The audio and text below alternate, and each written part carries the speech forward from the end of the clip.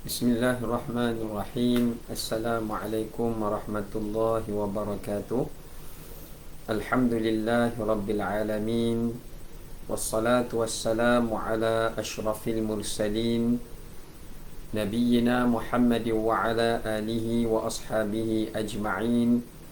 Qala rabbi shrah li sadri wa yassir li amri wahlul 'uqdatam min lisani yafqahu qawli.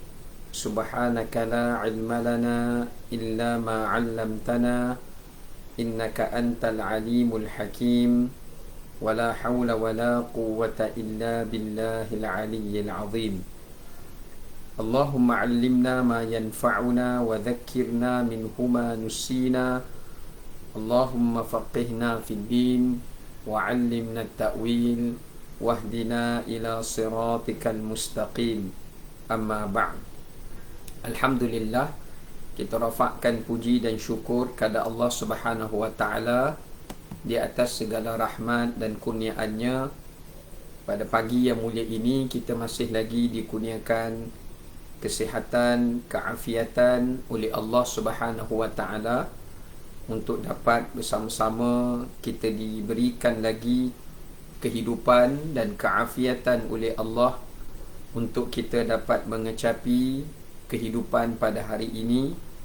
Allah Ta'ala masih lagi memberikan nyawa, memberikan nikmat, memberikan hidayah dan mengurniakan pada kita taufik daripadanya untuk dapat kita diberikan peluang pada hari ini meneruskan ibadah kerja kita dan juga amal ibadah kita yang lain, ketaatan pada Allah, serta peluang untuk dapat sama-sama kita mengikuti pengajian pada duha ini, pada waktu duha ini. Semoga Allah Subhanahu wa taala mengurniakan pada kita hati yang sejahtera, membersihkan jiwa kita dan menuntun serta memimpin hati ini agar sentiasa mendapatkan keredaan dan keikhlasan dalam segala amalan yang kita kerjakan ke hadrat Allah Subhanahu wa taala. Allahumma amin. Muslimin muslimat, hadirin hadirat yang dirahmati oleh Allah, insya-Allah pada pagi ini kita akan berkongsi berkenaan dengan tajuk jenis dan sifat hati yang terkandung di dalam Al-Quranul Karim. Bila kita menyebutkan tentang persoalan hati, ia adalah merupakan persoalan yang amat penting dalam kehidupan, kerana ia adalah merupakan tempat pandangan Allah Subhanahu wa taala. Dan hati bukanlah menjadi tempat tumpuan pandangan manusia, kerana manusia itu sentiasa tertipu dengan pandangan luaran, yakni rupa paras, kekayaan, kecantikan, kemewahan dan sebagainya.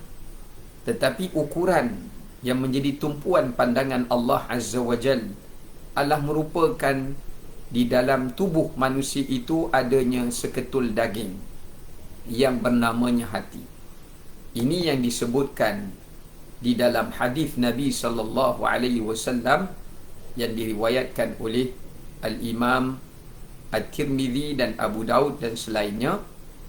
Begitu juga disebut dalam riwayat Muslim, innallaha la yanzuru ila suwarikum wa ajsadikum walakin yanzuru ila qulubikum wa a'malikum. Sesungguhnya Allah Subhanahu wa taala tidak memandang kepada rupa paras kamu dan tidak juga memandang kepada jasad kamu. Sebaliknya Allah Subhanahu wa taala itu memandang pada dua perkara. Yang pertama adalah pada hati kamu dan yang kedua adalah pada amalan kamu.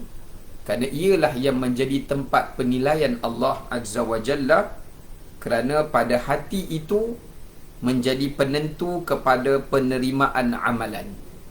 Kerana sesuatu amal diterima atau ditolak, ia bergantung kepada bagaimana keadaan hati orang yang beramal. Begitu juga kerana di dalam hati itu wujudnya iman, yang mana iman adalah asas kepada ibadah. Seseorang itu tidak akan menjadi ahli ibadah melainkan ia memiliki iman. Kerana amalan tanpa iman adalah seperti fata morgana, yakni sesuatu yang tidak ada nilai dan tiada manfaatnya di sisi Allah Subhanahu wa ta'ala, kerana Allah tidak menerimanya atau mengganjarinya.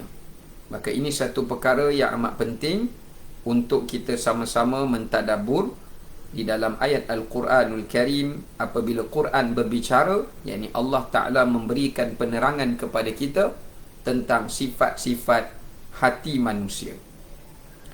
Kerana itu, kalau kita lihat baginda Nabi SAW sangat memberikan penekanan yang penting kepada umatnya mengenai persoalan hati.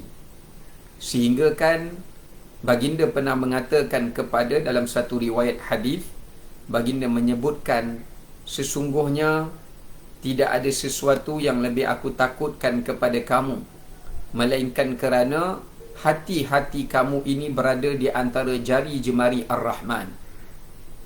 Maka hati kamu akan berbolak-balik, dan aku khawatir ini yang paling ditakutkan. Kemudian sahabat bertanya, ya Rasulullah, jadi bagaimana hati ini untuk tidak dibolak-balikkan? Maka baginda menyatakan, perbanyakkanlah kamu membaca doa, Allahumma ya muqallibal qulub, thabbit qalbi ala dinik wa ala ta'atik. Wahai Tuhan yang membolak-balikkan hati, maka tetapkanlah hati kami, yakni hatiku ini, ala dinik, di atas agamamu, yakni di atas keimanan, di atas syariat, di atas sunnah Rasulmu, di atas petunjuk Al-Quran, wa ala ta'atik, dan tetapkanlah hati ini untuk berbuat ketaatan pada perintahmu. Maka ini adalah menunjukkan salah satu daripada perkara yang amat penting, kerana riwayat Aisyah mengatakan, kana yukthiru bihi ad-du'a min Rasulillah sallallahu alaihi wasallam, kerana dia adalah merupakan antara doa yang diperbanyakkan oleh baginda Nabi sallallahu alaihi wasallam. Ya, kerana Aisyah bila ditanya apakah doa yang banyak dibacakan oleh Nabi SAW di dalam doa baginda, antara doa yang banyak dilazimi dan selalu dibaca oleh Nabi SAW, bahkan baginda tidak pernah meninggalkannya, selain daripada Rabbana atina fid dunya hasanah wa fil akhirati hasanah wa qina adzaban nar, antara doa yang diperbanyakkan oleh Nabi SAW dan tidak meninggalkannya adalah ya muqallibal qulub, thabbit qalbi ala dinik wa ala ta'atik. Ya, ini diriwayatkan oleh Imam Al-Hakim. Begitu juga dalam riwayat At-Tirmidzi dan sebagainya. Bahkan di dalam hadis juga ada menyebutkan, sesungguhnya hati ini akan berkarat. La tasda'ul qulub kama yasda'ul hadid. Dalam hadis juga menyatakan bahwasanya hati ini umpama besi, yang mana besi ini bila dia terdedah kepada cahaya, dia terdedah kepada air, maka dia mudah untuk menjadi karat. Dan bila menjadi karat, maka besi itu akan hilang kekuatannya, hilang ketahanannya, sehingga ia akan berlubang dan lama kelamaan hilang manfaat besi itu. Maka demikian juga hati. Apabila hati manusia itu telah disaluti dengan salutan penyakit-penyakit hati yang menggelapkan, maka hati itu akan berkarat, hati itu akan menjadi lemah dan sukar untuk diubati. Inilah yang Allah Subhanahu wa ta'ala sebutkan tentang hati yang Allah nyatakan, kalla bal rana ala qulubihim ma kanu yaksibun. Sekali-kali tidak, bahkan ar-ran, ini satu penyakit hati, ran, sesuatu yang disaluti pada hati manusia itu di atas dosa yang telah pun mereka kerjakan. Kerana itu, hati adalah raja di dalam batang tubuh kita. Kalau jika baiklah hati itu, seperti mana disebut dalam hadis, iza saluhat saluhal jasadu kullu. Kalau baiknya hati itu, maka seluruh anggota ini akan menjadi baik. Wa iza fasadat, kalaulah buruk dan rosaknya hati itu, fasadal jasadu kullu, maka akan rosaklah keseluruhan hati manusia ini. Ala wahiyal qalb, kata Rasulullah SAW dalam hadis muttafaq alaih Bukhari dan Muslim, maka ketahuilah ia adalah merupakan hati. Maka kerana itu para ulama mengatakan hati adalah merupakan rahsia di antara hamba dengan Tuhannya. Kerana apa yang kita sembunyi dalam hati ni, semua benda yang tak mampu diketahui oleh manusia dengan pandangan dan tidak mampu diketahui oleh manusia dengan pendengaran. Ia adalah merupakan rahsia di antara seseorang hamba itu dengan Tuhannya. Maka disebabkan kerana itu, berkatanya Syaqiq Balkhi rahimahullah, seorang tokoh ulama yang silam, beliau menyatakan, sesungguhnya dia kata pada anak muridnya, ketahuilah, sesungguhnya tidak ada penyakit yang lebih berat mudaratnya kepada kehidupan manusia berbanding apabila sakitnya hatinya. Kerana bila jasad yang sakit, maka jasad akan memberikan tindak balas sakitnya jasad itu. Kita akan dapat rasa lemah badan, rasa demam ke, rasa tak selesa ke, rasa sakit di mana-mana. Maka kita akan mudah untuk segera pergi merawat dan bertemu dengan doktor ataupun tabib dan sebagainya untuk merawat penyakit jasadiah kita. Tetapi yang lebih parah lagi, hati apabila ia sakit, maka manusia terbagi kepada dua. Ada yang menyedari tanda-tanda kesakitan hati itu dan ada yang tidak menyedarinya. Sehingga kan apabila hati itu telah pun mati, maka tiada lagi baginya ubat untuk menyembuhkannya. Ini yang kita takuti, iaitu bila Allah menyebutkan dalam Quran, khatamallahu ala qulubihim wa ala sam'ihim wa ala absarihim ghishawatun wa lahum azabun alim. Apabila Allah telah menutup hati manusia, bila Allah tutup hati manusia, bererti Allah telah menutup ruang hidayah baginya. Pandangannya tidak lagi membawa dia untuk mendapatkan petunjuk. Pendengarannya tidak lagi membawa dia untuk mendapatkan petunjuk. Itulah yang Allah sebut dalam Quran, a'anzartahum am lam tunzirhum la yu'minun. Sama ada kamu beri pengajaran, peringatan kepada mereka, atau kamu tak berikan peringatan pada mereka, la yu'minun, mereka tetap tidak akan beriman juga. Mereka tetap tidak akan beriman kerana peringatan itu tidak bermanfaat lagi bagi mereka, disebabkan kerana hati yang telah mati. Inilah bahana yang sangat besar, satu musibah yang sangat besar yang manusia tidak sedar, lebih besar daripada musibah kemiskinan, musibah kematian, musibah penyakit, adalah merupakan musibah hati yang telah mati atau yang telah dipalingkan oleh Allah Subhanahu wa ta'ala daripada kebenaran dan daripada kebaikan. Kerana hati yang telah mati ini adalah diumpamakan dalam Quran seperti mayat yang hidup, seumpama mayat yang hidup, yang mana Allah Ta'ala menyatakan di dalam firman Allah Subhanahu wa ta'ala, kalau kita boleh lihat bersama-sama, apabila Allah Subhanahu wa ta'ala menyebutkan di dalam firman-Nya, surah An-Nahl, surah Lebah, Allah menyatakan, amwatun ghairu ahya wa ma yash'uruna ayyana yub'atsun. Mereka itu adalah orang-orang yang telah mati, menjadi mayat, dan mereka tidak hidup, dan tidaklah dirasai oleh seseorang itu akan matinya hatinya itu, melainkan apabila setelah mereka dibangkitkan di hari akhirat kelak, maka barulah manusia itu menyedari bahawasanya matinya hati mereka.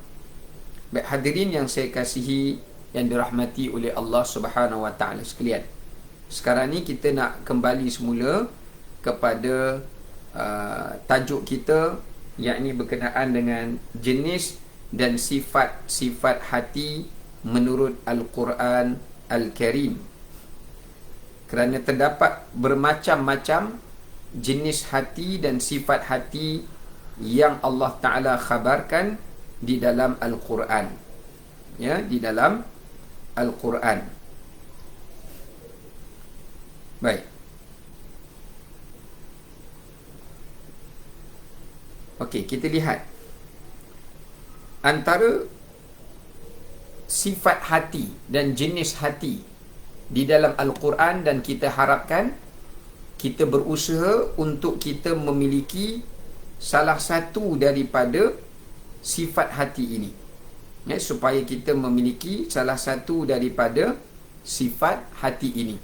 Kalau kita memiliki salah satu daripada sifat hati ini, bererti kita mendapat hati yang sentiasa dipimpin oleh Allah Subhanahu Wa Taala dan juga sentiasa berada di dalam penjagaan Allah Taala dan juga di atas petunjuk daripadanya. Allahumma amin. Ya, kerana ini adalah merupakan anugerah yang paling besar apabila Allah menganugerahkan hati yang sejahtera, berbanding anugerah yang lain yang Allah kurniakan kepada kita, sama ada melalui harta, keluarga dan sebagainya.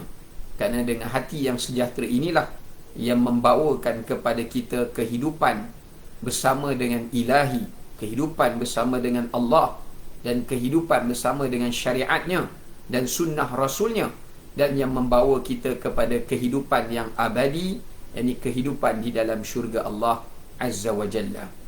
Baik, yang pertama dinamakan sebagai qalbun salim. Tingkatan yang pertama atau jenis yang pertama bagi sifat hati ini adalah qalbun salimun. Ini berdasarkan surah Asy-Syu'ara pada ayat yang ke-84 sehinggalah pada ayat 89, yang mana Allah Subhanahu wa taala berfirman, yauma la yanfa'u malun wala banun illa man atallaha biqalbin salim. Ingatlah dikala mana datang pada kamu, wahai manusia, satu hari. Hari itu hari apa? Hari itu adalah hari kiamat. Di hari akhirat itu, hari yang tidak bermanfaat lagi bagi manusia akan hartanya. Sebanyak mana harta yang ia himpunkan, yang ia miliki di atas dunia, harta itu tidak memberi apa-apa keselamatan, perlindungan, manfaat baginya di hari akhirat daripada kesukaran dan kesulitan mahsyar dan juga api neraka Allah Azza wa Jalla. Begitu juga anak pinaknya, ahli keluarganya, jika dia tidak ada zuriat yang saleh, jika dia tidak meninggalkan zuriat yang baik, maka tidak bermanfaat baginya kenalannya, keluarganya, anak pinaknya dan seluruh orang-orang daripada teman-teman dan rakannya, tidak memberi apa-apa manfaat bagi manusia di akhirat. Melainkan kata Allah, man atallaha biqalbin salim. Mereka yang datang bertemu dengan Allah di hari kiamat dalam keadaan dia bawa jumpa Allah dengan hati yang sejahtera. Salimun berkaitan salamah, salimah, iaitu hati yang telah diselamatkan, hati yang telah disucikan daripada segala kekotoran yang merosakkan hati itu. Maknanya, harta ini, ada ulama menafsirkan, siapa yang balik, Allah kata tadi, harta tak boleh beri manfaat pada kita. Anak pinak, keluarga, rakan-rakan tak boleh bagi manfaat pada kita. Melainkan mereka yang balik bertemu dengan Allah, bawa hati yang sejahtera. Di sini ada dua tafsiran ulama. Ada yang menafsirkan siapa yang balik di hari akhirat, dia miskin, dia papa kedana, dia hamba, dia orang kulit hitam, dia orang yang dihina, dia tak ada harta, dia tak berkeluarga, tapi dia bawa hati yang sejahtera, dia selamat di sisi Allah di akhirat. Ada ulama menafsirkan, maknanya siapa yang balik di hari akhirat, jika dia balik dengan hati yang sejahtera, hartanya itu akan bermanfaat untuknya.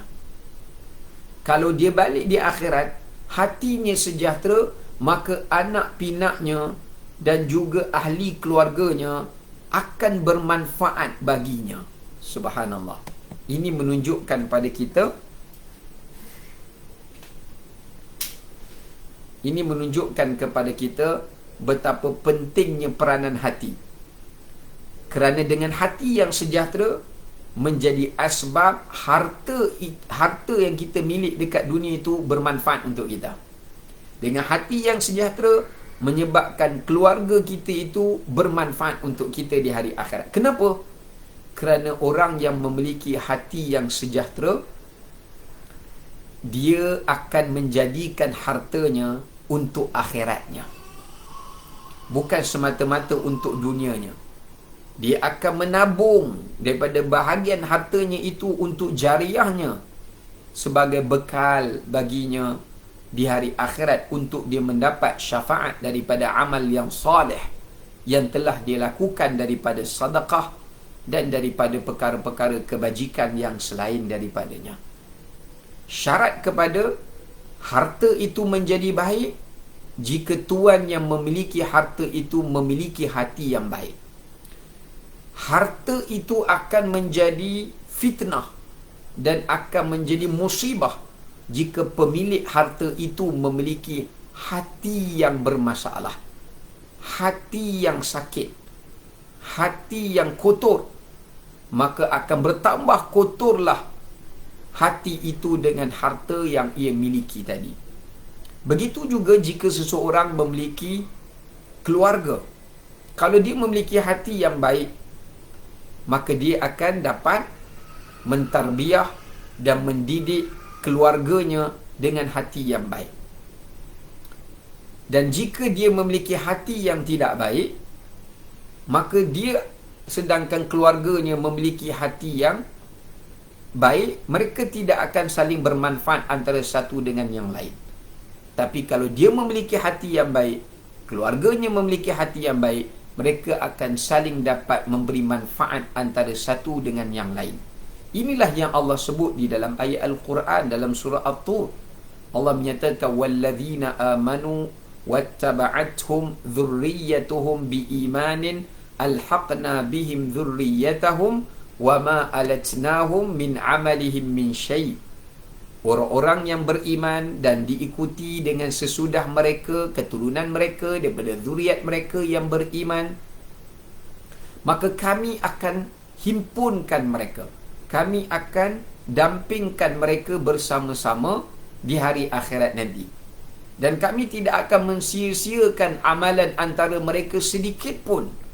Maka ini menunjukkan kepada kita bahawasanya betapa pentingnya untuk kita miliki yang disebutkan sebagai hati yang sejahtera, yakni hati yang bertakwa, hati yang beriman, hati yang sentiasa ikhlas kepada Allah Azza wa Jal, yang mana Allah Ta'ala sebut juga dalam ayat yang lain, al-akhillau yawma idzin ba'duhum li ba'din aduwwun illa al-muttaqin.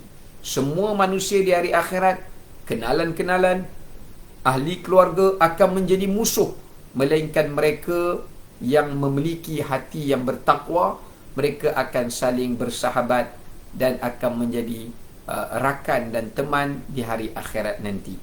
Baik. Okey, sekarang kita balik semula. Apakah yang dimaksudkan dengan hati yang sejahtera? Kata para ulama, qalbun salim ni maknanya Allah selamatkan hati seseorang itu daripada kekufuran, daripada kesyirikan, daripada keraguan, dan tidaklah ia mati melainkan ia terselamat daripada 3 perkara itu. Inilah qalbun salim. Siapa yang hidup dalam keadaan hatinya beriman pada Allah, mengesakan Allah. Kedua, tidak pernah menyengutukan Allah, tidak pernah meminta, tidak pernah bergantung, tidak pernah menyembah, tidak pernah beribadah kepada selain Allah Azza wa Jal. Maka ini golongan yang kedua, qalbun salim. Yang ketiga, qalbun salim yang Allah selamatkan hatinya daripada perkara-perkara yang meragukan ia, akan perintah Allah Subhanahu wa taala. Ya, maknanya perkara-perkara yang Allah ragukan. Ya, perkara-perkara yang Allah Subhanahu wa taala ragukan. Maknanya perkara-perkara, minta maaf, perkara-perkara yang diragukan kepada Allah Ta'ala dan pada agama ini. Moga Allah selamatkan. Ada orang, dia percaya pada Allah, tapi dia ragu pada kitab Allah. Dia percaya pada Allah, percaya pada Rasul, tapi dia meragukan hadis Nabi. Dia meragukan qada qadar Allah. Dia meragukan keadilan Allah. Dia meragukan apakah Allah mengampuninya ataupun tidak. Dia meragukan sama ada Allah menerima amalannya ataupun tidak. Maka sifat keraguan-keraguan ini, dan ia mencetuskan kepada sangkaan-sangkaan buruk kepada Allah Azza wa Jal, maka inilah yang boleh membawa kepada seseorang itu tidak memiliki qalbun salim, yakni hati yang sejahtera, ya, kerana Allah sejahterakan hatinya daripada kekufuran, daripada kesyirikan, daripada sifat kemunafikan, yakni keraguan, daripada sifat keburukan sangkaan kepada Allah Azza wa Jal. Sebab itulah dalam hadis baginda berpesan pada kita, la yamutanna ahadukum illa wa huwa yuhsinu dhanni billah. Janganlah salah seorang kamu itu mati, melainkan sebelum ia mati, dia bersangka baik dan redha kepada qada dan qadar Allah Subhanahu wa ta'ala. Baik. Kemudian kita pergi kepada hati yang kedua. Sebab tu kita doalah, Allahumma sallim qalbi. Ya Allah, sallim, sejahterakanlah hatiku ya Allah. Ya, Allahumma sallim qalbi. Ya Allah, sejahterakanlah hatiku biqalbin salim, dengan hati yang sejahtera. Baik, yang seterusnya, yang kedua dinamakan sebagai qalbun munib. Dinamakan sebagai qalbun munib. Apakah yang dimaksudkan dengan qalbun munib? Iaitu al-munib adalah memberi maksud hati yang sentiasa ingin kembali kepada Allah. Hati yang sentiasa dia ingin dekat dengan Allah. Bila dia terasa jauh dengan Allah, dia ingin dekat kembali dengan Allah. Bila dia telah pun lalai kepada Allah, dia ingin kembali mengingati Allah. Bila hati itu telah pun berdosa dengan Allah, maka dia ingin kembali merindukan keampunan Allah.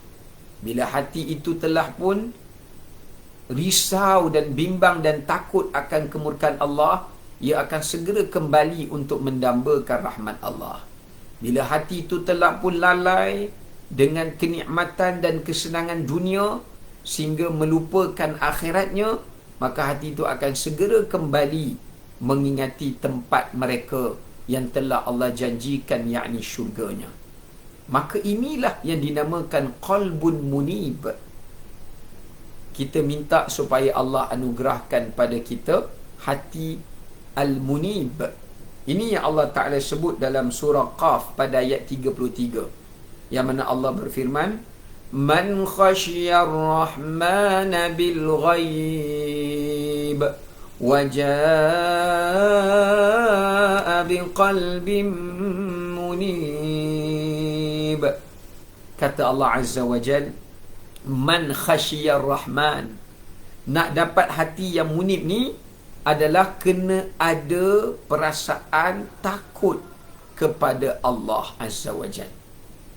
Syarat untuk kita mendapat yang dinamakan sebagai hati yang munib, hendaklah kita menjadi golongan yang berjaya menanamkan perasaan takut di dalam jiwa dan hati kita. Bil ghaib, bukan takut semata-mata, tapi takut terutamanya apabila kita berada dalam keadaan bersendirian. Maksudnya apabila kita berada dalam keadaan bersendirian, perasaan kita sangat takut kepada Allah Azza wa Jal. Kerana manusia ni, mereka memiliki perasaan takut, tapi takut apabila di hadapan khalayak manusia. Mereka takut manusia tahu. Mereka malu dengan apa yang manusia tahu. Mereka juga takut jika mereka telah melihat azab Allah ataupun hukuman Allah. Tetapi orang yang memiliki hati yang munib, dia bukan memiliki perasaan takut tu bila dah sampai peringkat dia tengok azab Allah, dia tengok musibah Allah nak turunkan, dia tengok hukuman yang Allah Ta'ala hendak timpakan, atau bila dia tengok manusia di khalayak ramai baru dia nak rasa takut. Tidak. Kerana ini sifat takut orang-orang yang awam. Tapi orang-orang yang memiliki jiwa al-munib, dia merasa takut kepada Allah ketika mana tiada manusia yang memerhatikannya, ketika tiada manusia yang mendengar kata-kata ungkapan ucapannya, ketika dia dalam keadaan bersendirian, dia mampu untuk berbuat dosa tanpa penglihatan dan pengetahuan manusia. Dia boleh untuk tidak melaksanakan perintah Allah, dia boleh untuk melanggar larangan Allah kerana dia bersendirian. Dia boleh melakukan perbuatan itu. Tetapi dia tetap merasa takut kepada Allah, seolah-olah ketika dia bersendirian, jika dia nak melanggar perintah Allah, dia seolah-olah merasakan dia sedang dilihat oleh Allah. Bila dia duduk dalam seorang diri, dia nak melakukan larangan Allah, dia merasakan seolah-olah dia sedang melihat azab yang hendak jatuh menimpa ke atasnya. Ini qalbun munib. Dan sifat qalbun munib ini lagi ulama mengatakan, ni jenisnya, qalbun munib tu jenis. Sifatnya lagi, dia suka untuk duduk bersendirian. Dia suka bersendirian. Dia memberikan masa untuk dia bersendirian antara dirinya dengan Allah Ta'ala. Lalu fafadat ainahu, lalu mengalirlah air matanya kerana perasaan takutnya pada Allah, perasaan insafnya kepada Allah, perasaan sedihnya ia kepada Allah kerana memikirkan tentang dirinya. Takutnya ia akan dosanya, takutnya ia akan keingkarannya. Itulah yang dinamakan sebagai qalbun munib. Antara sifat qalbun munib lagi yang disebut oleh Imam Tabari dalam tafsirnya ketika menafsirkan surah Qaf, iaitu taibun minadh-dhunub raji'un mimma yakrahu Allah ila ma yurdi. Kata Qatadah, munibun ila rabbihi muqbil. Hati yang munib ini juga yang ketiga. Tadi saya sebut yang pertama, rasa takut. Yang kedua, dia suka memberi masa untuk bermuhasabah, untuk dia bersendirian dengan Allah, lalu dia menginsafi dirinya, dan dia menangisi akan dirinya. Dan yang ketiga, sifat qalbun munib adalah mereka yang banyak istighfar, mereka yang selalu melazimi taubah, mereka yang selalu melazimi istighfar kepada Allah. Ya, mereka melazimi taubah, mereka melazimi istighfar, dan mereka tidak melalaikan diri mereka daripada meminta ampun pada Allah, sama ada di waktu pagi, petang dan malam. Ini yang disebutkan oleh Imam Tabari ketika menafsirkan makna munib, iaitu orang yang bertaubat kepada Allah akan dosanya, dan dia raji'un, dan dia meninggalkan daripada kembali pada perkara-perkara yang tidak disukai oleh Allah. Dia bukan sekadar tinggalkan dosa, tapi dia menjauhkan dirinya daripada kembali semula pada perkara-perkara yang dibenci dan tidak disukai oleh Allah. Maknanya dia bukan tinggal benda yang haram saja, tapi dia juga meninggalkan perkara-perkara yang makruh, yang tidak disukai oleh Allah, sekalipun tidaklah sampai dihukum oleh Allah Azza wa Jal. Maka di sini menunjukkan pada kita antara sifat qalbun munib, kita kena selalu memperbanyakkan istighfar.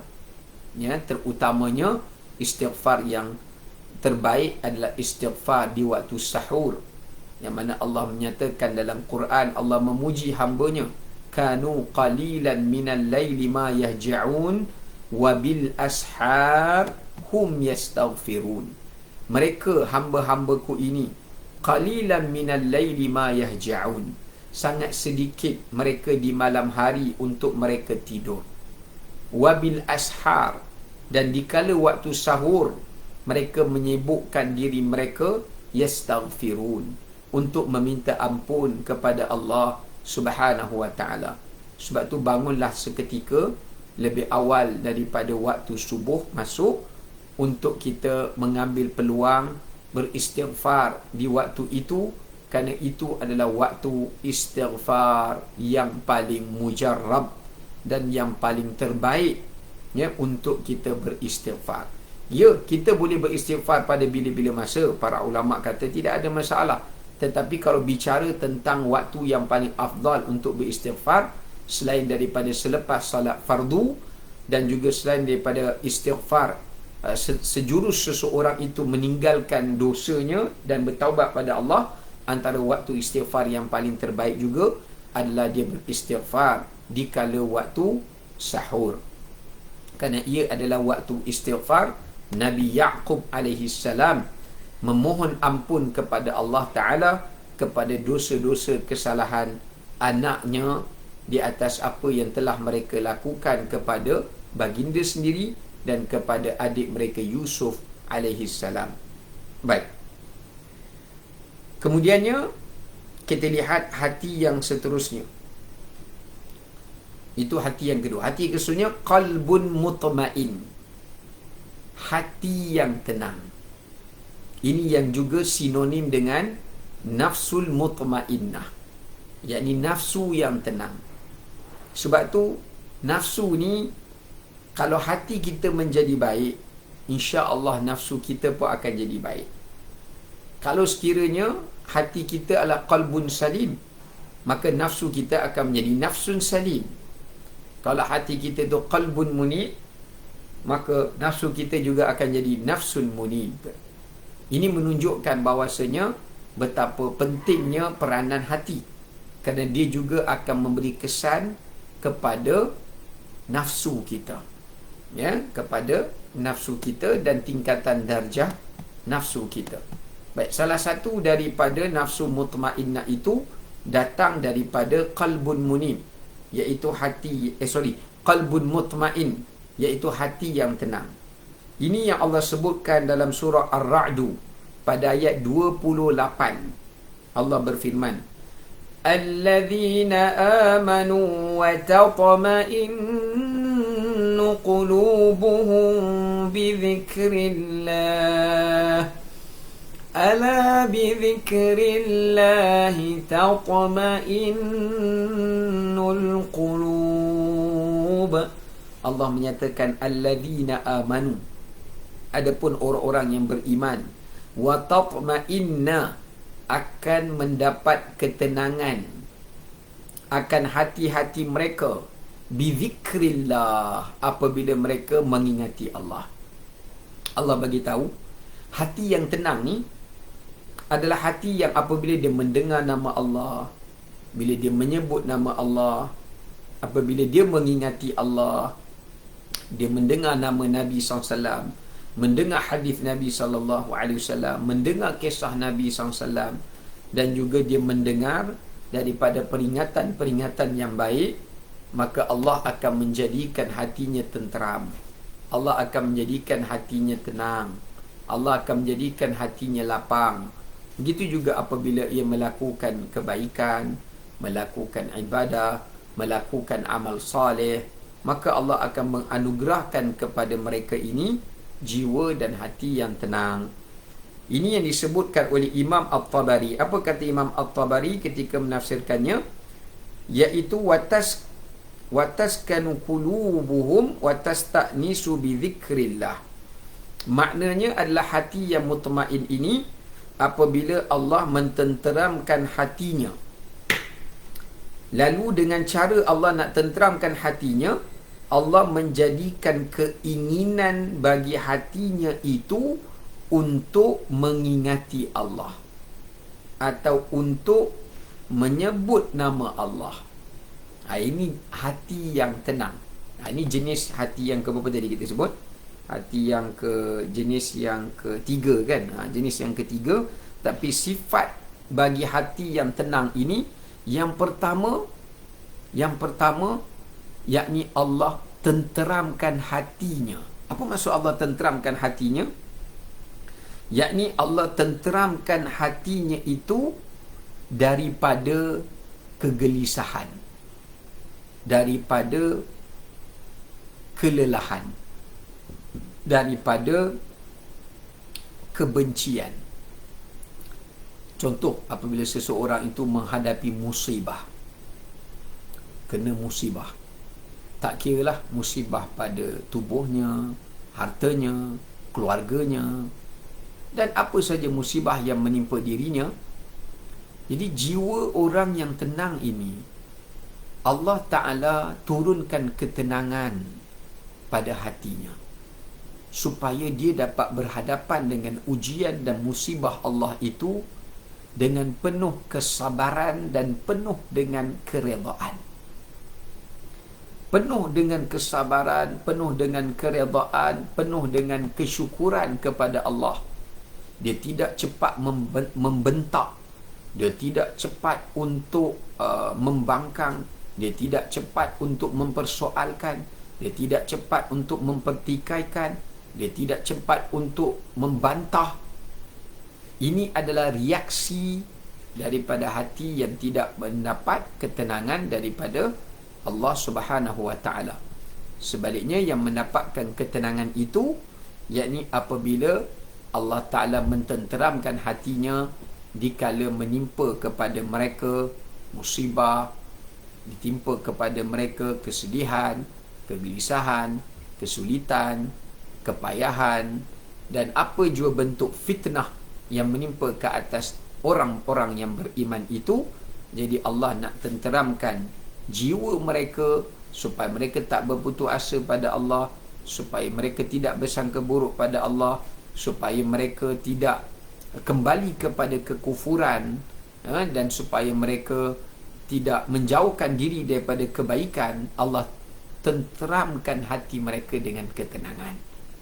Sebab tu kita tengok jiwa orang yang tenang ni, kita tengok dia ditimpa musibah, dia sedih. Bukan maksudnya orang jiwa tenang ni dia tak sedih langsung bila ditimpa musibah, dia sedih.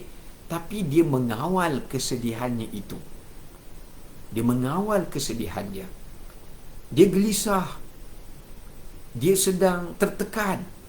Tapi dia mengawal sifat tertekan dia itu. Dia mengawalnya. Allah membantu dia untuk dia mengawalnya. Dia dalam keadaan marah, tapi Allah campakkan ketenangan. Dia mampu untuk mengawal kemarahannya. Ini jiwa yang tenang, jiwa yang sangat tenteram. Ya. Yang kedua, sifat yang kedua bagi jenis hati yang ketiga ini, apabila Allah menjadikan hatinya itu sentiasa ingin mengingati Allah. Ini juga sifat jiwa yang tenang atau hati yang tenang. Iaitu apabila dia duduk, dia teringin nak, bila dia duduk saja, dia nak mengingati Allah. Dia suka berzikir pada Allah, dia suka menyebut nama Allah, dia suka mendengar Al-Quran, dia suka membaca akan Al-Quran, dia suka untuk membantu orang, dia suka mengerjakan apa-apa bentuk kebajikan. Bila dia tolong orang, beri makan pada orang, mudahkan urusan orang, dia rasa gembira, dia rasa tenang. Inilah jiwa yang tenang. Bila Allah tenangkan jiwanya melalui kebaikan. Bukannya bila dia buat kebaikan, dia rasa menyesal pula buat kebaikan tadi. Bukan bila dia buat satu kebaikan, dia kata menyesal pula, rugi pula buat, banyak pula aku buat, banyak pula aku beri, banyak pula aku tolong. Dia tidak merasakan demikian. Kerana jiwa yang tenang itu, dia akan merasa ketenangan di sebalik amal soleh yang dilakukan. Dia akan dianugerahkan ketenangan di sebalik zikrullah, ayat-ayat Allah, dan juga hadis-hadis Nabi yang dia dengarkan, kisah-kisah Nabi yang dia dengarkan, pengajaran-pengajaran daripada kaum-kaum yang dibinasakan yang didengarkan. Jiwanya akan terubat, jiwanya akan dapat rasa ketenangan. Maka ini yang disebutkan oleh Imam Tabari sebagai mereka yang empunya jiwa yang tenang. Sebahagian tafsir pula menyebutkan maksud jiwa yang tenang ini atau hati yang tenang ini, iaitu watastanisu qulubul mu'minin. Apa maknanya? Maksud jiwa yang tenang ini adalah apabila, ini tafsiran kedua, sifat yang ketiga bagi jiwa yang tenang. Tadi saya sebut dah yang pertama kan. Yang pertama, dia tenang ketika berhadapan dengan musibah. Yang kedua, dia selalu rasa tenang bila dia berbuat kebaikan. Dia selalu teringin nak buat kebaikan, kerana dengan kebaikan tu dapat ketenangan. Bukan dengan pergi makan, bukan dengan itu dan sebagainya, tapi milik kebaikan. Yang ketiga, iaitu bila Allah Subhanahu Wa Taala mencampakkan ketenangan itu di dalam dirinya dan di dalam diri orang-orang beriman yang lain. Antaranya jiwa yang tenang itu adalah apabila Allah campakkan ketenangan di dalam jiwa orang-orang beriman yang lain terhadap dirinya. Allahu Akbar. Ini juga jiwa. Kalau kita nak tahu kita empunya jiwa yang tenang, bila kita duduk dengan kawan-kawan kita, bila kita bersahabat dengan kawan kita, bila kita bergaul dengan rakan kita, bila kita duduk dengan mereka, mereka itu merasa gembira, mereka merasa seronok, mereka menjadi tenang apabila melihat kelibat kita, melihat keadaan kita, melihat perkataan kita, melihat kelakuan kita, melihat tindak tanduk kita. Orang mendapat dan dapat merasai ketenangan itu. Ini menunjukkan pada kita, kita empunya jiwa yang tenang. Kita empunya jiwa yang tenang. Sebab tu saya nak kongsikan satu kata-kata Abu Darda radhiyallahu anhu. Kata-kata Sayyidina Abu Darda, sahabat Nabi ni, sangat terkesan dalam hati saya. Kata Sayyidina Abu Darda dalam Durar, salah satu kata hikmahnya, dia kata hidran imru'un al-mu'min, berhati-hatilah wahai orang-orang beriman tentang satu kecelakaan dan bala yang menimpa kamu dalam keadaan min haitsu la tash'ur, dari segi kamu tidak menyedari bala itu. Bala itu menimpa kamu dalam keadaan kamu tidak menyedari akan bala tersebut. Kamu tak menyedari akan bala tersebut. Jadi tabi'in pun tanyalah Abu Darda, apakah ia wahai Abu Darda?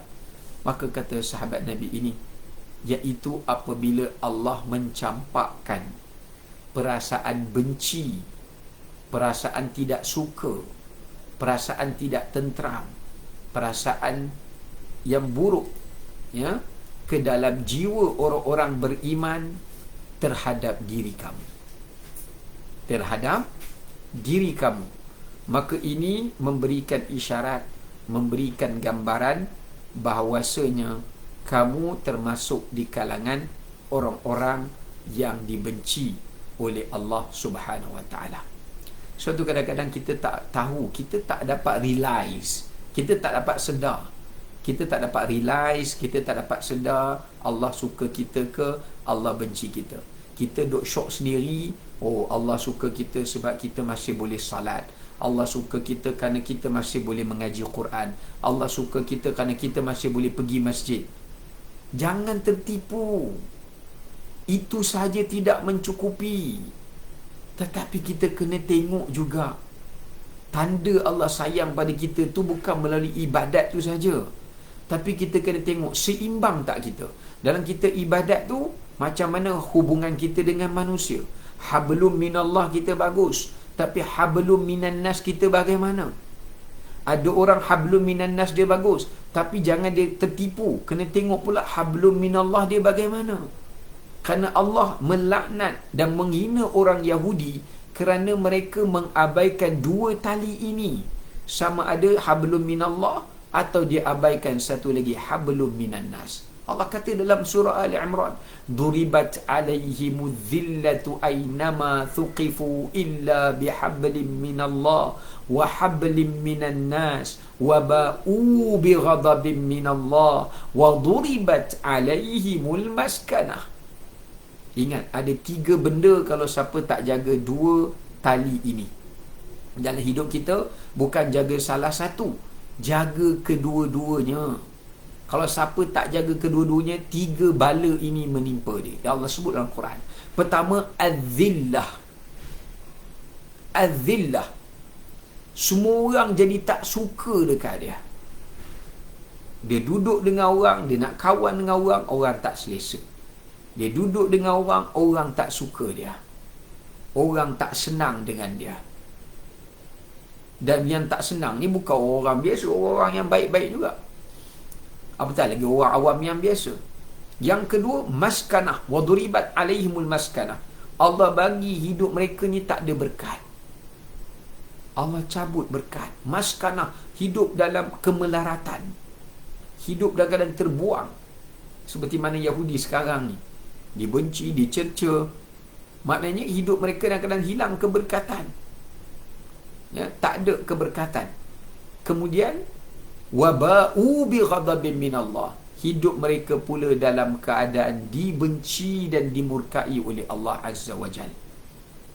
Maka ini menunjukkan pada kita, cuba kita lihat, kita ni disenangi tak oleh kawan kita, keluarga kita, sahabat kita, teman kita, atau orang-orang yang berada di sekeliling kita.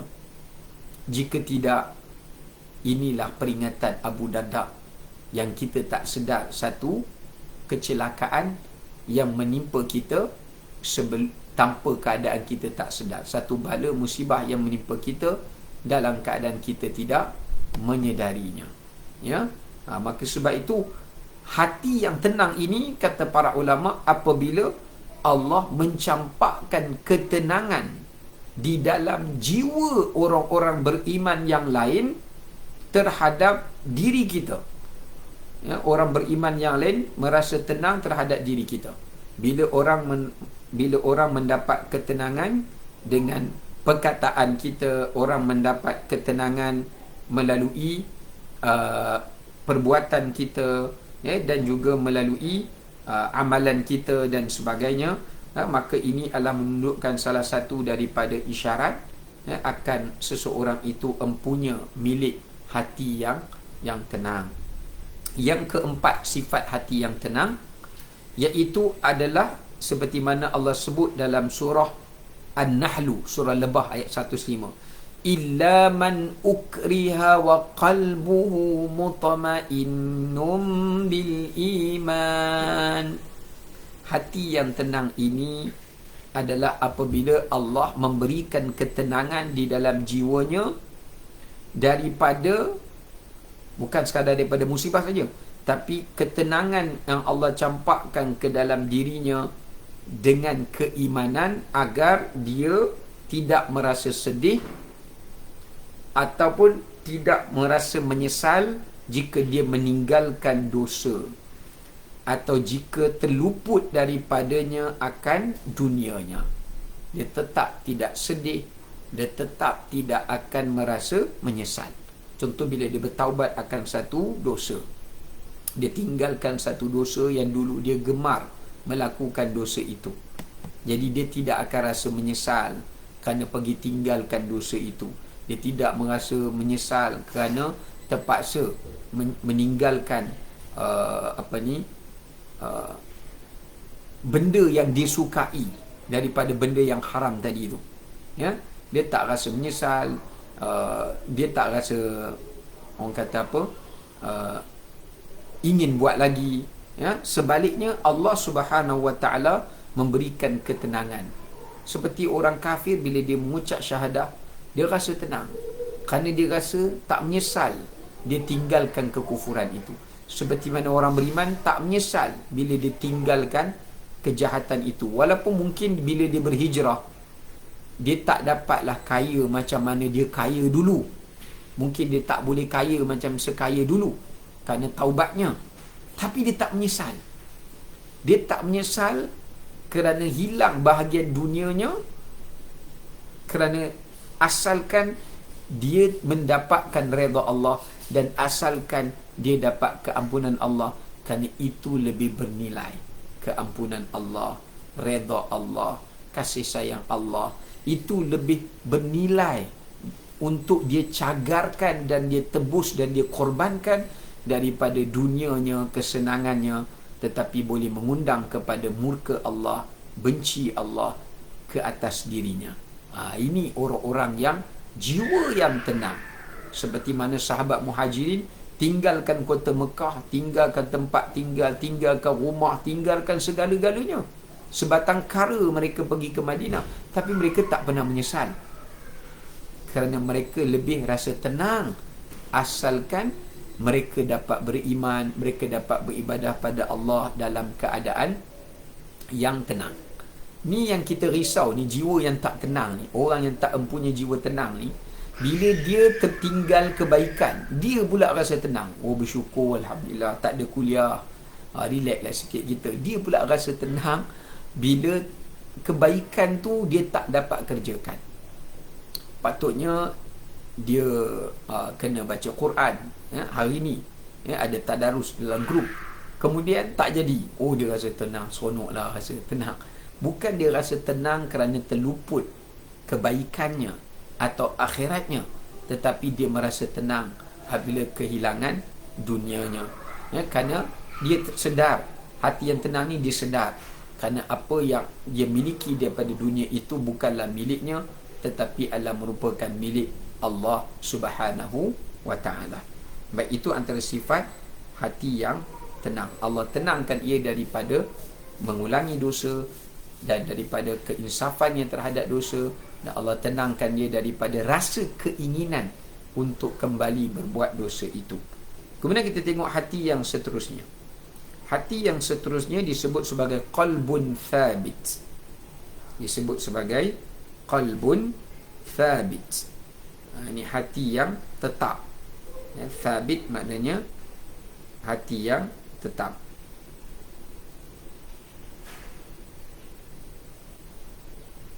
Yakni hati yang tetap, ya. Apa makna thabit ini? Hati yang tetap itu seperti mana kita boleh tengok dalam ayat Al-Quranul Karim, di mana Allah Subhanahu wa ta'ala ada berfirman.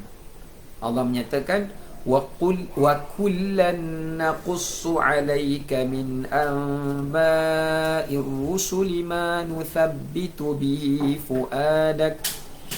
Dan setiap di kalangan mereka kami telah ceritakan pada mereka min anba'ir rusul, daripada kisah-kisah para nabi dan rasul.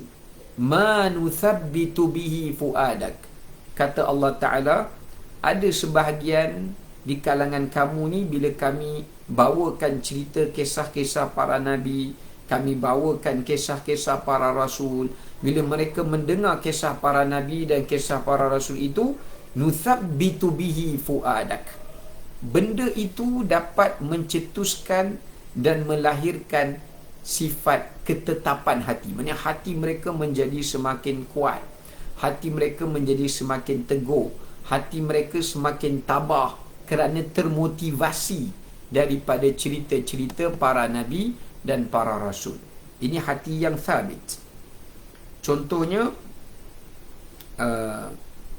kalau kita lihat mereka yang mempunyai hati yang tetap ini, hati yang thabit ini, itu jenis hatinya. Sekarang kita nak tengok sifat hati ini, iaitu kata para ulama, fala tajza' min takdzib man kadhiba min qaumik.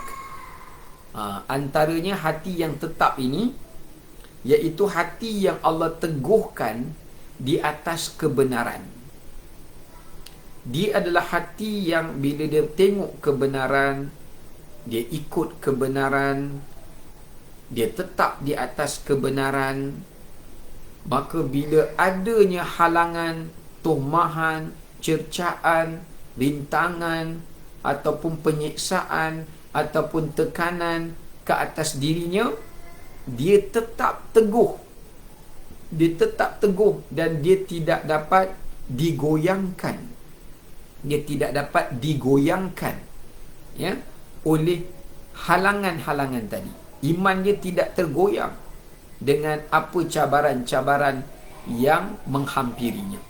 Ini adalah sifat jiwa yang tetap, hati yang tetap, di atas kebenaran. Dia tidak takut, yang Allah sebut dalam Quran, wala yakhafuna laumata laim dzalika fadlullah yu'tihi man yasha. Bila dia menyampaikan kebenaran, bila dia berkata benda yang benar, bila dia berpegang kepada benda yang benar, walaupun dia ditahmah, walaupun dia fitnah, walaupun dia dicerca, walaupun dia diseksa, walaupun dia ditangkap, walaupun dia diazab, hatta dibunuh sekalipun, hatinya thabit, hatinya tetap teguh, hatinya tetap di atas kebaikan dan kebenaran dan keimanan, ya, tanpa ia menggadaikannya dengan habuan dunia ataupun kerana redha kepada manusia, ya. Termasuk hati yang sabit ini adalah merujuk kepada hati yang selalu istiqamah pada kebaikan, hati yang sentiasa istiqamah pada ketaatan, hati yang sentiasa tetap di dalam keimanan, yang mana Allah Subhanahu wa taala sebutkan di dalam ayat Al-Quranul Karim, ketika mana Allah Ta'ala bercerita tentang hati yang teguh, ya, tentang hati yang teguh. Umpama contohnya, kita lihat Allah Ta'ala sebut, Allah menyatakan liyuthabbital ladzina amanu wa hudan wa busyra lil muslimin, dalam surah Lebah ayat 102. Liyuthabbital ladzina amanu, kata Allah, Allah akan tetapkan orang-orang yang beriman ini di atas kebenaran, wa huda, dan di atas petunjuk, wa busyra lil mu'minin, dan berita gembiralah kepada mereka. Bahkan kalau kita tengok pula, kalau kita perhatikan pula pada ayat yang lain, misalnya contohnya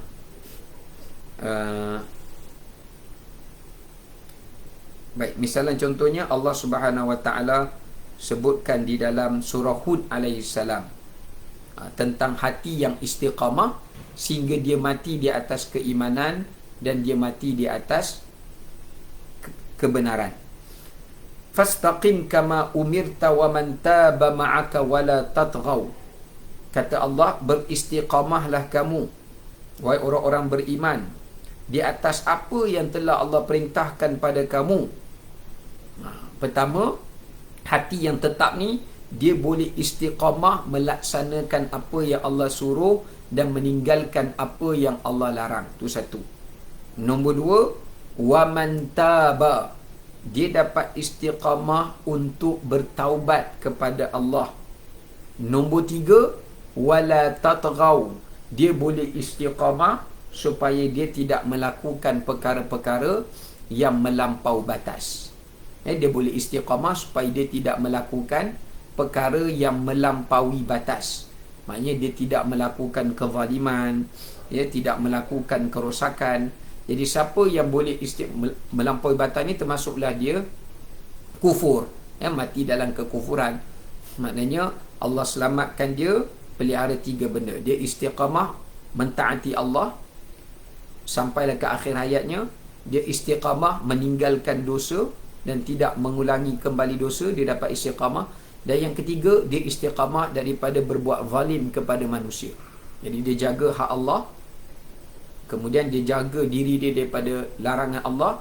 Yang ketiga adalah dia selamatkan dirinya daripada berbuat kezaliman kepada manusia. Ini adalah merupakan antara ciri-ciri sifat hati yang thabit. Ini hati yang Allah Subhanahu wa taala tetapkan ia di atas kebenaran yang mana dia tidak mencari redha manusia tetapi dalam setiap perbuatan dia mencari redha Allah Subhanahu wa taala, kerana dia tetap mengharapkan petunjuk Allah dan kebenaran daripada Allah Azza wa Jalla. Baik. Seterusnya kita ambil yang terakhir dekat sini. Hati yang seterusnya Allah Taala sebut hati yang baik yang ada dalam Quran ni, antaranya adalah qalbun khasyi'. Qalbun khasyi', yakni hati yang khusyuk. Hati yang khusyuk. Yang mana Allah Ta'ala sebut dalam firman Allah, Allah menyatakan alam ya'ni lil ladzina amanu an takhsha'a qulubuhum li dzikrillah. Allah Subhanahu wa taala menyatakan alam ya'ni lil ladzina amanu. Apa kata Allah? Tidakkah, dan surah Al-Hadid pada ayat yang ke-16. Apa kata Allah Subhanahu wa taala? Belum sampaikah lagi masanya bagi orang-orang yang beriman itu untuk khusyuknya hati mereka, mematuhi peringatan dan pengajaran Allah, serta mematuhi kebenaran Al-Quran yang diturunkan kepada mereka. Maka di sini menunjukkan hati yang baik, hati yang Allah puji di dalam Quran ini adalah hati yang khusyuk. Apa makna khusyuk ni tadi? Kita tengok. Yang pertama, Allah Ta'ala kata sifat hati yang khusyuk, hati yang tunduk adalah merupakan hati orang yang sentiasa mengambil pengajaran daripada peringatan Allah. Mana hati yang sentiasa bertadabbur, hati yang sentiasa ingin mengambil pengajaran. Dia bertadabbur, dia ingin mengambil pengajaran. Bila dia baca Quran, dia nak ambil pengajaran daripada Quran. Bila dia dengar kisah-kisah umat yang terdahulu, dia mengambil pengajaran daripadanya.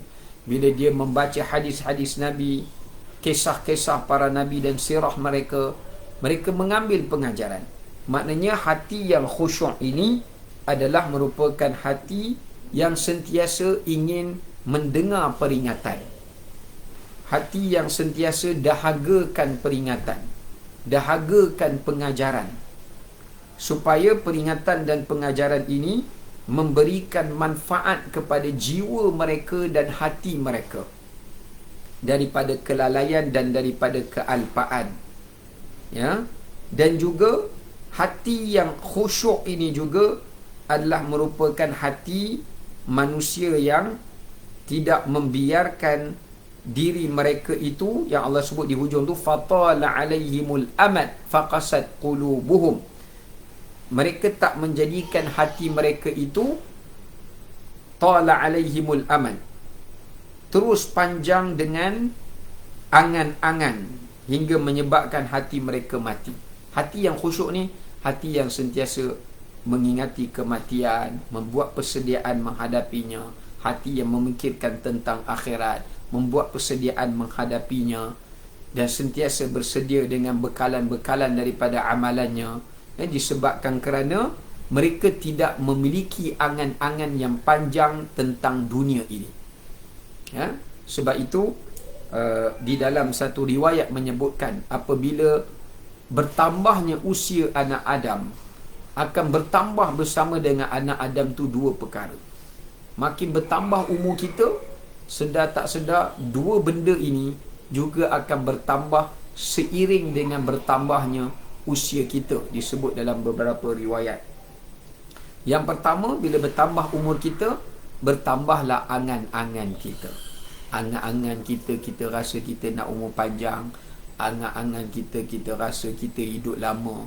Angan-angan kita, kita rasa kita nak ke sana, kita nak pergi sini, kita nak buat itu, kita nak buat ini, kita boleh dapat itu, boleh dapat ini. Itu angan-angan. Kita boleh dapat mengecapi nikmat itu, mengecapi nikmat ini, kekayaan itu, kekayaan ini. Itu angan-angan. Bila bertambah umur, angan-angan kita ni akan bertambah. Ya. Yang kedua, bertambahnya yang disebutkan sebagai sifat tamak. Sifat tamaknya manusia terhadap dunia akan bertambah seiring dengan bila bertambahnya usia dan umurnya. Ya. Sebahagian mengatakan riwayat itu sifat lalai. Sebab itulah orang yang paling baik bila Allah panjangkan umurnya tapi dia tidak lalai. Sebaliknya, dia taat pada Allah Subhanahu wa taala. Ya, maka ini adalah merupakan antara ciri-ciri hati yang khasyi', yakni hati yang tunduk atau hati yang khusyuk, yang Allah Taala sebutkan di dalam ayat Al-Quranul Karim. Dan hati yang khusyuk ni juga disebutkan oleh Imam At-Tabari, antalina qulubuhum, iaitu apabila Allah lembutkan hati mereka. Maksudnya hati mereka ni hati yang lembut. Ya, bila mereka melihat orang yang susah, mereka mengasihani, mereka saling merahmati sesama manusia dan sesama makhluk, dan juga tuti', sebahagian menafsirkan, Qatadah menafsirkan hati yang khusyuk ni hati yang sentiasa tidak ingkar, tidak membantah. Maksudnya hati yang tidak suka membantah, tidak suka mengingkar, tidak suka beralasan, tidak suka menangguh, seperti mana berkatanya Shaddad ibn Aus. Shaddad ibn Aus ni salah seorang sahabat Nabi. Dia berkata Rasulullah SAW ada bersabda, inna awwala ma yurfa'u minan nas al-khusyu'. Katanya, aku pernah mendengar Nabi SAW bersabda, benda pertama yang Allah akan cabut dan Allah akan hilangkan daripada jiwa manusia ini adalah perasaan khusyuk. Allah cabut khusyuk. Bila kita buat ibadat, kita kosong, tak ada penghayatan, tak ada rasa hadirkan diri. Baca Quran, kosong, tak faham apa. Bila kita beri sedekah, kosong, kita tak rasa simpati kepada orang yang susah dan merasa mengasihani padanya. Kita bagi itu dalam keadaan terpaksa, kita keluarkan itu dalam keadaan terpaksa, atau kerana malu pada manusia dan sebagainya, atau tujuan tertentu. Ini semua benda yang mengosongkan jiwa, mengosongkan hati. Kita istighfar di mulut tapi hati kosong, tak ada rasa insaf. Ini benda yang Allah akan angkat. Kita semayang, kita kosong, tak ada khusyuk. Baca Quran, kita kosong, tak faham. Sedekah, kita kosong sebab nakkan benda atau terpaksa. Apa lagi? Kita puasa tapi kosong. Puasa sekadar lapar dan dahaga, tapi tak puasa yang sebenar-benarnya. Lagi apa lagi? Kita menuntut ilmu tapi kosong. Apa kosongnya? Sebab kita tak amalkan ilmu kita. Jadi semua benda kita buat, kalau tak ada khusyuk, dia mengosongkan. Maknanya dia menghilangkan nilai amalan kita itu. Dia menghilangkan nilai amalan kita itu. Jadi sebab itu bahayanya bila Allah Ta'ala mengangkat khusyuk ini, dia di dalam diri kita atau di dalam amalan kita. Baik, itulah antara yang dapat saya kongsikan pada pagi ini. InsyaAllah jika ada peluang, kita akan sambung di yang akan datang. Assalamualaikum warahmatullahi wabarakatuh.